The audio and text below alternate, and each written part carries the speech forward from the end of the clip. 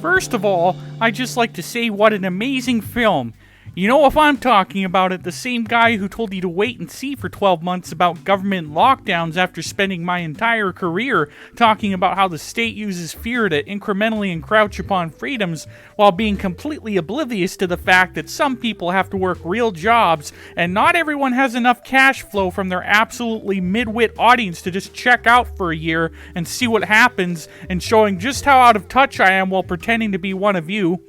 Putting all of the other obvious problems with that suggestion aside, you know what I'm recommending is clearly important and insightful, and the system is totally against me and doesn't want you to hear this message. And there is no ulterior motive as to why someone like me and the Daily Wire crew would be talking about this now after the entire internet got scrubbed of anything revolving around Gates of Pizza and my friend Skippy, Mr. Podesta. And anyone who talked about it a few years ago was labeled a lunatic, just like what we saw with a certain fake outbreak where now suddenly I'm staunchly against it after the damage has been done. So timing is clearly important as to when shills can and can't speak about something. So the question is, why are all of the shills suddenly talking about this, and it's being allowed on YouTube now, as long as it comes from somebody like me? Yes, well, child sex trafficking is incredibly horrendous, and we should do everything in our power to stop it.